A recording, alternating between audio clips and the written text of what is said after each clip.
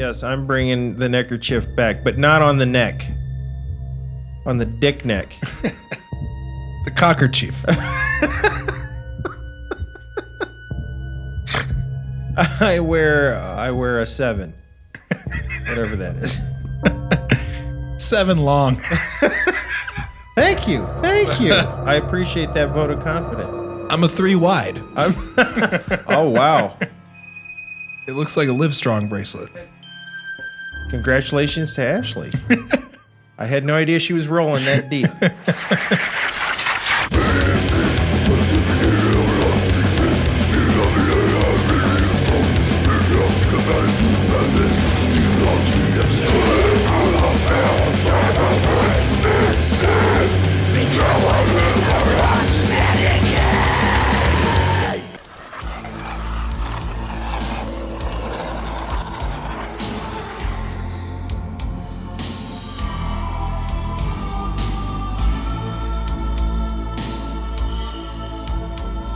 Oh, it's a dirty nightmare.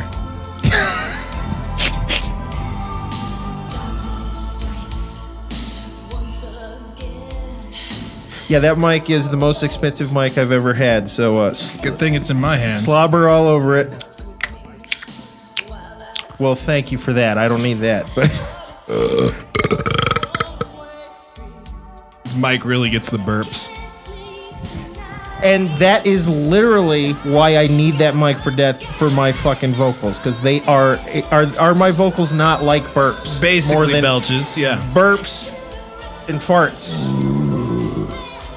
Yeah, it's like you figured out how to get air out of your lungs the same way it comes out of your belly. I don't know the mechanisms of the weird, goofy Crypticus vocals, which are not vocals at all. It's just a noise. I'm really coasting on not doing vocals. I know that you've just decided not to write lyrics anymore. It's getting there.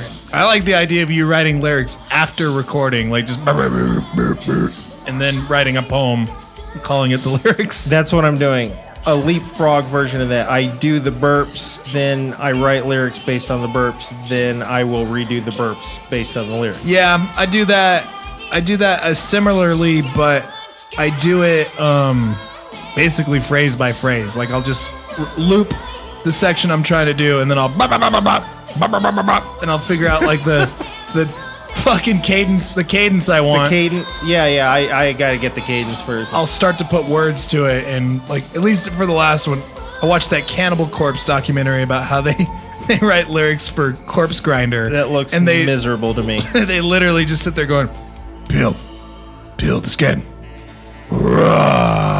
Yeah. And they'll give him a version of it with that, and then he'll just come in. He'll come in and actually do it. I've read through and followed along with their lyrics and go, you could totally rephrase that to where it'd be so much easier to say. You could cut out that part. You could cut out that they always add too many syllables to the beat. It's yes. They need to work that out. But that results in some of my favorite Corpse Grinder stuff, which is the Corpse Grinder rap. My favorite is when it sounds like he's rapping. That's my favorite. But you could also force him to do that. You could turn it around, and he doesn't really push back a lot either. He's just happy to be there. I think they could make him rappier, and it would be even better. And I think they go too much in the trying to cram too many words in kind of direction. So you could see that in my own lyrics too, more funkification. Whereas like, think about "In the Woods There Is No Law." That's me doing like a Violence impression where I'm almost like not even near the beat. And then, well, that's a choice though. When I watch those Cannibal Corpse studio videos, I'm always thinking they will write a song with zero regard for playing it live. Like, this is the hardest, most difficult, most pain in the ass, impossible to fit all the lyrics in the amount of space kind of thing. The riffs are impossible to play, and they're like, okay, now we have to play this along with 75 other songs, just as difficult. So those guys just make things so difficult for themselves that might be why Pat lost his fucking mind.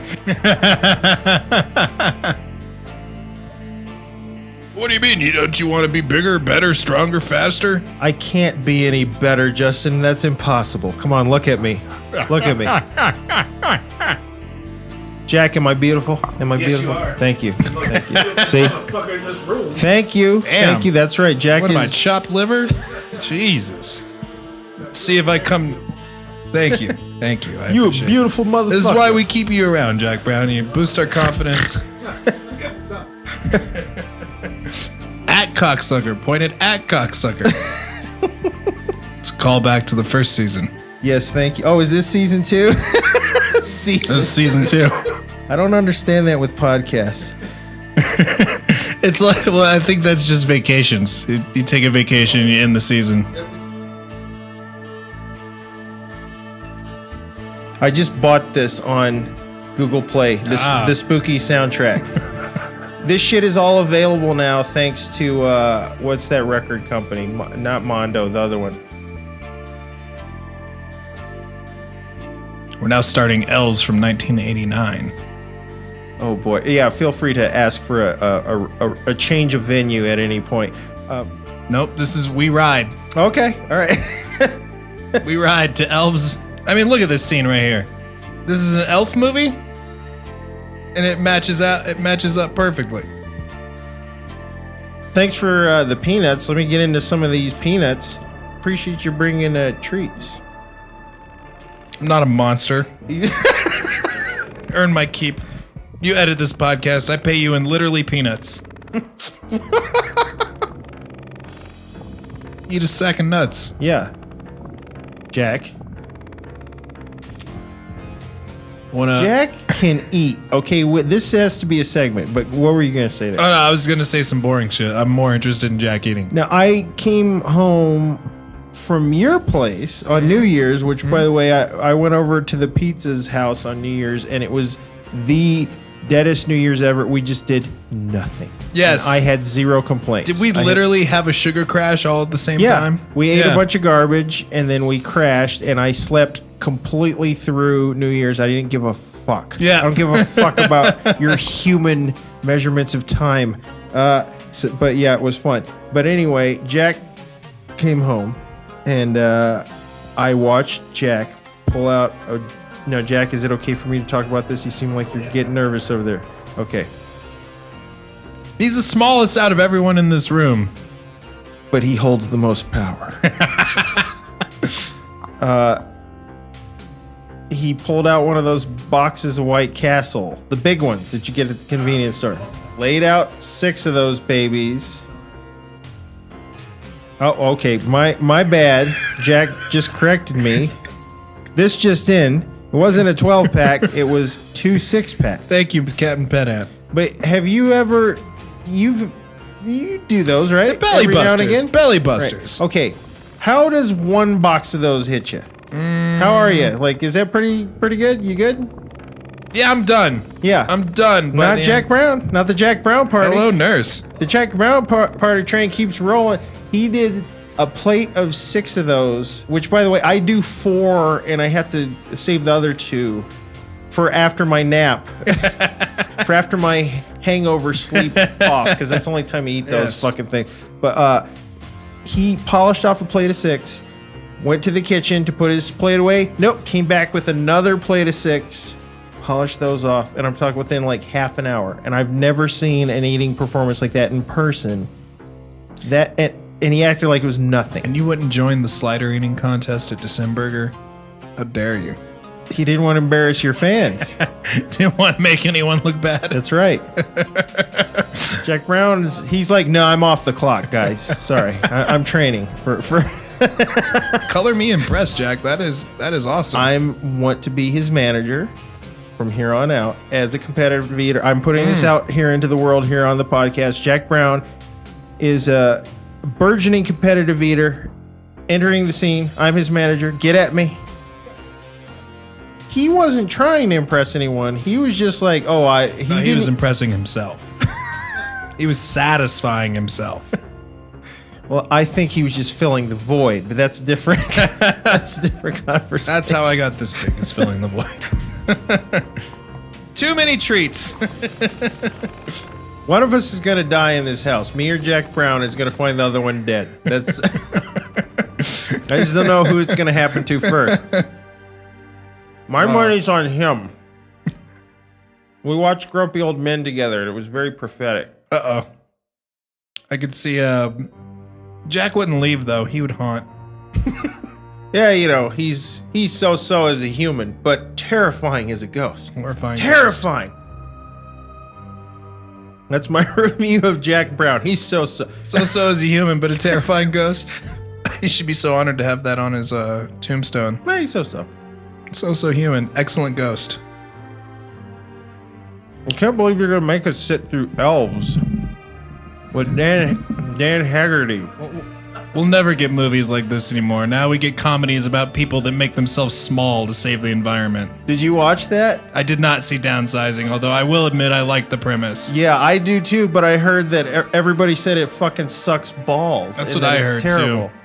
But I don't know why sometimes I listen to what I hear and other times I completely disregard it, because I'm always right when I completely disregard it.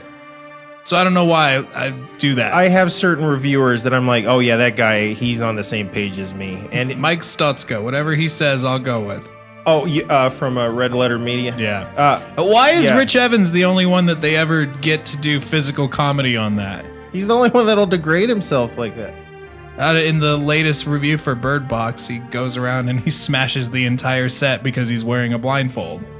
Spoiler, they hated it. I hated it too. I hated Bird Box. I refuse to watch it because it reeks of Netflix being like, see, so many people saw it. Yeah, because you fucking put it front and center of everyone's fucking account. Like, I'm not impressed by Netflix marketing. I wish they would fuck off and burn to the fucking ground. Well, it's not really marketing. It's their platform. They manipulate the platform and then they make up bullshit to make it sound more impressive. So you agree with my theory that whole thing, like, listen, folks, we don't want you to do the Bird Box challenge. Yeah, that shit was a cook. It's made up, right? It was Yeah. completely made up. Nobody was blindfolding themselves and doing that. There's bullshit. videos, but it's like... But they inspired it. They inspired it by posting the hashtag, and I'm almost positive that they used a bot farm to fucking get it to trend, and then shit started happening. Yeah, see, that's... No, Netflix, the fucking purveyors of AI and fucking bots would never do that. Fuck off.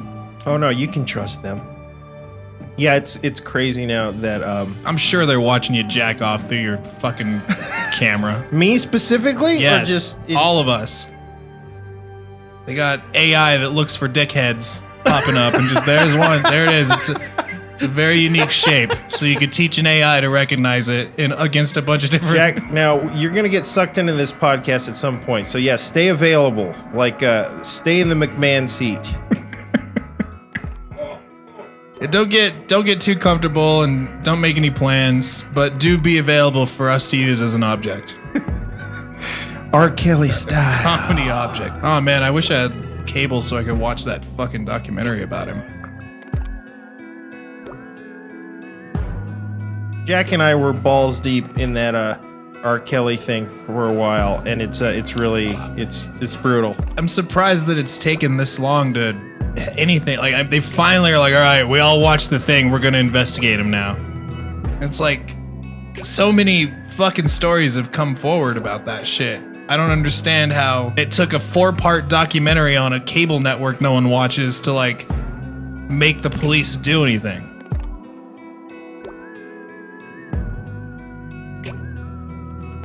I think that it's just a lot of people stand and make a lot of money off that motherfucker, and when it happens, then all of them spray ink like squids, and are just like, I don't know what you're talking about. That's exactly what they said in the documentary. Yep, Yeah. That was a big part of it. But yeah, oh boy, he's up to some stuff. Oh boy. Yeah, he thinks he's a fucking cult leader. Well, guess what? He is. Yeah. Except there's no cult. It's just a house full of women that he bangs. He is a one-man Scientology org. He uses Scientology practices. Well, I'm officially a suppressive person when it comes to RKelly. Well, Jack was a huge fan of Trapped in the Closet, and he was so Jack is a huge RKelly apologist, has been for years. Yep. I've seen it. Sorry, Jack, I respect you as a human being. Not I. I like him, but I don't respect him. Where are you going? Where you going, ho? I'm like R. You Kelly, need to take Jack. a microphone to the bathroom That's if right. you're gonna go. That's right. You use your bucket, ho? You call me daddy. You gonna use R. Kelly's doo-doo bucket? Oh, look at this cute little cat. Okay, you are permitted to go to the restroom. You gotta sign in and out, though. Don't fuck around on the seconds. We're precise here. You seriously got to watch that RKelly thing. You'll love it. You'll Love it? Yes. It's great TV. I loved every minute. It does sound of it. riveting. It's like exactly the same format as a Scientology show, but just about one guy. Like Leah Remini's, except it's about R. Kelly. But it's just about one guy. He's that bad. Like his dick is Xenu. It's amazing. Fills you with thetans. Yeah, he had some girl that was like he was working with her family and everything because he was like, now I want to take your daughter and develop her career, and they were like, yeah, he does that a lot with people. He isolates them and grooms them, and by the time that and he even has like one woman in particular who's like the commandant, Ilsa. Yeah, the she-wolf. Yeah. She apparently has to train. Oh, so you've read some articles apparently. No, I'm telling you, I've gone deep on this shit. Okay, That's why I'm surprised that it's taken so long, because it doesn't seem like new information. It just seems like a new package that's like really digestible. I think it's you've done the research that this show is just exposing. To Well, more because people. like the first couple of times you read that, you're like, no, really? And then you find more and more shit, and you're like, holy shit, man, what a fucking monster. You get so powerful that no one can tell you no, because literally you'll just get too mad and make them disappear or ruin their career, or you'll Todd Jones them and you'll make sure that they never get they will never be one of you. I did want to get your take on your boy there, your boy from Nails. What's happening with Nails? Todd, I don't know. He's acting like fucking Trump on Twitter. Who cares? Just all this weird shit, like puppet up his chest and being like, oh, I've made sure I've taken money right out of their mouth. I walked right up to the ATM and took money from him, blah, blah, blah, all this shit where it's like, dude, there's so little money to be made in this genre, this unpopular genre. Why? That's how I feel. Why are you doing this? And it comes down to like one time 3 years ago, they wrote an article about how he's quote unquote a scene bully. And the whole point of the article was that he uses he's like a loud and proud meathead who says like, oh, you will never be one of us. Everyone could benefit from being punched in the face. And they're saying that his persona is loud and proud meathead. Is he proving that article right? Yes, is that what you're saying? Trying to destroy them or whatever it is. And I see a lot of that going on these days. When you were fucking quoting him and I talked back to it and said some shit, he like tried to be like, say hello to Charles to me. It's like, who the fuck is Charles, man? Like, the fuck are you even? Was that to you or to me? Yeah, was he talking about Charles from Seraphim Shop? I don't know, because like if you look at the way Twitter works, he was replying directly to me, which I was replying to your fucking retweet of him. This is the worst commentary for Elves ever. We'd have to watch it to do a proper commentary. No, this was the whole time. This is a commentary for Elves. I hope you understood that. You needed to have started the movie about 20 minutes ago. I don't even remember what we were talking about. Probably around the time that we were saying things we're going to have to bleep out. We're spicy tonight. You're spicy. You're Captain Depresso. This is going to be good pod. Of course. Dudes get depressed. I don't know. I'm also not eating interesting things or interesting things. or the amounts that I would like to eat them in, and I'm not spending any money, so this is fucking I'm cutting down on the nicotine. This is really fucking fun time for me. It sounds great. It's awesome when your mood's completely dictated by little treats for yourself and you take them all away. Of course you're going to be depressed. I'm a dog that figured out how to open the treat box. Yes. Whereas I prefer to have a human deal out the treats. Yeah, it is a tricky thing. I think maybe that's why we like dogs, because then it's like, oh, well, that shows me there is a creature dumber than me that is, it's not just me. No, I literally have to use apps and mental tricks to keep my shit together. I'm with you. You mean in terms of spacing out the treats? Spacing out the treats, yes. Or just like I gotta, I gotta budget my money. I gotta use an app for that. I gotta budget my time. I gotta use a calendar for that. I gotta budget my food. I gotta use an app for that and a stupid fucking wrist monitor. Just having this visual interface of the shit going into me and the amount of effort that I've expelled that day is what I need. Because otherwise, I'll blissfully just eat whatever the fuck I want. I'll give myself a million treats. I gotta have a buzzer on my hand going, no. Okay. No. Okay. Thank you, Fitbit. You have to have a thing shock you like you're an elephant. Like, okay, now it's time to have a treat. Like, no, too much. Too many treats. Go back.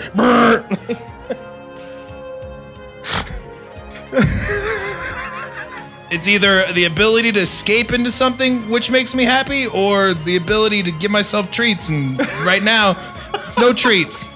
Fuck off. Get a job. This is my self-talk if you're upset about I'm sorry, I'm laughing. I'm laughing hilarious. with you. Because you're laughing right now. Yes. I'm laughing with you. Yes. But I'm great. Having a great time. I'm enjoying hearing this. I don't know. It makes me feel better. Good. I enjoy hearing this. It just means you're joining the club. Yep. What are you eating? Are you down to ramen?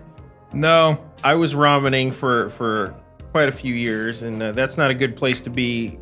Just for your body, I feel. That shit literally hurts your brain, I think. Eating too much ramen noodle. Yeah, it's like you get used to it after a while. And when you don't have it for a while, it tastes terrible. It's like what? But when you're in it for years, like I can't believe I used to just eat that and 2 cans of tuna. No, that was a big meal when I was a poor kid. Yeah, you make your own like macaroni and cheese kind of thing with the ramen. You start to get fancy with the ramen by like smashing it up and then shaking it just with this flavor pack in the bag itself and being like, this is my version of chips now. Yeah. Or prison style. Oh yeah. Well, I've done that too. I've had a burrito made out of ramen noodles in jail before.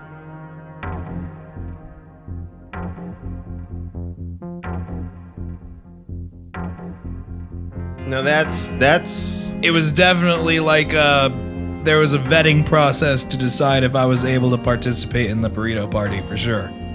There was a lot of what do you have to offer? What do you have to offer today? What about tomorrow? Like ingredients to throw in kind of thing? Ingredients or anything else. Like it was very much like you don't just get in on the burritos, son. You have to buy in or something to this group. I had to buy in by providing some ramen and a couple of Kool-Aid packets I had saved from lunch from a couple of days before. Love this. I love hearing this shit so much. I love prison shit so much.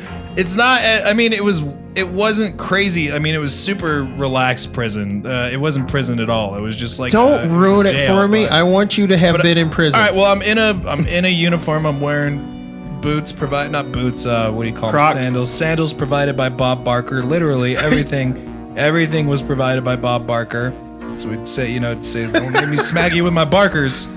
Shit like that. But it was, you had to buy in. I'd seen it a few times before, but didn't really know anyone, didn't know who to ask. And finally, some weird, religious guy that wanted to be Mark Zuckerberg and have me code something when we got out, introduced me to, the main guy who was making the burritos and shit. And the way it worked is, there was a vending machine in, the common area, and it would get filled once a week, and the people filling the vending machine would have extra stuff that they wouldn't put in the machine, but they'd sell to anyone who was there at the time. I love it. So the extra stuff would be tortillas and a packet of beans. In fact, it's a type of beans you used to buy.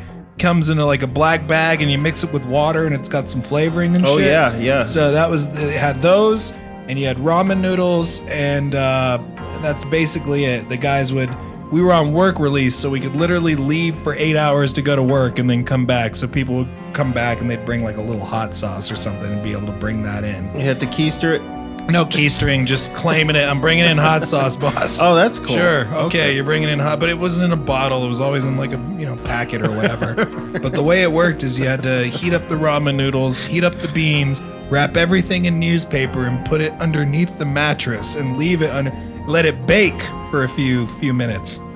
And of course the main guy is watching it like a hawk and checking it like he's tending to a fire out an in the ancient open or ritual. something. Basically, yeah. And then he takes it all out onto the the mess area and opens up that fucking newspaper and steam comes out and everyone's like, ooh, and then it's he divvies up the tortillas based on who contributed what, and they're ranking the group, and then basically he's like, all right, here's what we do. You take the tortilla, you fold it like this, you dip it in, and you eat it. And I'm monitoring who's eating shit, so make sure you don't eat more than your share and shit, Like, all right.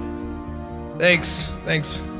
I don't remember his name. And then at night, the guys who had been to Iraq would start telling stories about killing people, and that was pretty cool, too. Like, it always start with like, oh, you're in the service? Where are you in the service? I was in Iraq. I was in Iraq 4 times. Yeah. And then people start falling asleep more and more, and then you just hear them talking like, man, how many people you like killed? A slumber party. Basically. 23 confirmed. No, they got deep into their killings and some horrible things. Like I don't even remember the exact details, but a lot of locking people into buildings that were going to be blown up and things like that. Yeah, right stuff. Into sleep. You hear this? Yes, right into going to sleep. And there's a bit of joy and fond memory in the voices there. And then of course there's the guys who have been there forever who would get tired of the fact that it's it's getting late and they're trying to sleep. And they just, hey, shut the fuck up. You think this is a game? You think this is funny? Shut the fuck up. I'm gonna come up there and add 5 more fucking months to my sentence, you motherfucker. All right, everyone shut up, stop talking about killing people, and let's all go to bed. And then, of course, all those motherfuckers snored like goddamn just animals. It was a zoo. I literally had to take sleeping pills and use earplugs. Oh my God. And put the fucking pillow over my head because every goddamn animal in there just sleep apneaing away. Straight up, where they stop breathing for 3 minutes and then... Yeah. And like I said, this shit was work release. It's the most tame shit you could ever have, because you literally, they open the door for you every day and let you go out so you could go do your job. So it's more like just the worst hotel you've ever been to. Oh, I was thinking about that the other day because when they let you out of that shit, they let you out at 4 a.m. And the bus, because it was in a different city than where I normally live, the bus was, I think, 3 hours from even the first bus showing up back to Denver. Jesus. So I remember they let me out at 4 a.m. and I'm like, I gotta shit. I gotta shit bad. There's nothing open. No. So I found this a Marriott hotel in downtown Colorado Springs, which is big and fancy. It was actually open. I was like, oh, sweet. I can go relieve myself and not have to wait for the bus station to open whenever that would be. I don't know. I didn't have whatever time it was. Mm-hmm. So I ended up going in and finding the bathroom and feeling all right, this is great. And then while I'm doing my business, I get a little knock at the door. I see some security boots and what looks like some slacks with a stripe up them. I'm like, oh, here we go. Sir, are you a guest at this hotel? No, I just needed to use the bathroom. Well, you're gonna have to come on out right now. I was like, I'm in the middle, sir. I'm not. I can't pinch this I'm off. not finished. You've come up at the most inopportune time of this whole process. I'm at the thickest point, sir. No, I remember literally negotiating with this guy over let me finish my shit, man. Listen, I know you don't like this. I'm trying to tell you that I'm no trouble. I literally just had to go. Can you just show me some goddamn mercy, man? Don't send me right back to where I just came from just for fucking trespassing or some shit. And basically, it was yeah, a lot of you guys come in here to... Oh. I was all right, well... a comment stop. Gotcha. Well, I'm on my way. And he followed me all the way out to the street and shit, and then... That little creepy elf puppet is strangely effective, I feel. He's not too bad. People have made fun of this movie for it, but I feel that thing's creepy. That Debbie Harry puppet's way less believable. This would make much more sense if this was a commentary, clearly. But yeah, folks are just going to have to... Nah, just start Elves with the podcast and you'll be fine. We should just... Each podcast, we just say it's a commentary to a different movie and we just never address that movie. Address the movie. Occasionally check in with a scene or two. So, yeah, we're halfway through Lonesome Dove right now. That hairstyle from I mean, I feel like that's my if I was old in the 80s, that would definitely be my archetype right there. Jack, what is that hair called? That's like the BG to me. The What is motorcycle windswept. The Grizzly Adams hair there. Is there a name for that? Yeah. Jack, you're the hair authority. I like that they're barely taking any steps in that library. They don't have a lot of room to move on that set, so they can't have a normal walk and talk. This movie's legendary for being bad, and it's not quite as bad as I was expecting. It's I don't know. I'm kind of enjoying it. It's not bad when you talk through all of it and don't well, pay yeah, attention I guess to it. that's true. Well, it just doesn't look as bad as I was expecting. Yeah.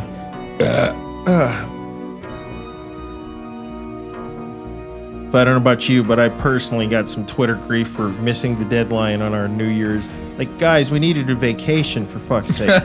We need a vacation from all of this. Season 2. We're in season 2 now. Yeah, that's right. Hey, speaking of season 2, let's the 3 guys that listen to this show, let's put some questions out to you, and you can tweet at us at Axeslasher and at Crypticus, and at Da Sushi Chef. At Da Sushi Chef, my bad. Even though he's protected his shit. He's protected. You will never see a reply from him, but you can go ahead and tweet at Da Sushi Chef. No, but what I'm thinking is, it's season 2. It's new year, new us.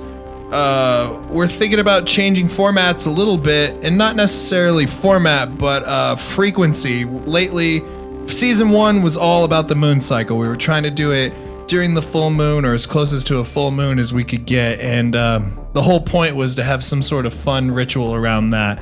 The thing is, we really like making this podcast, so we've been thinking about doing more. What would you think if we took some sponsors? What would you think if we opened up a Patreon and maybe we did 3 episodes a month and only 1 came out publicly on the current cycle that we're doing? But if you're a subscriber, you get all 3.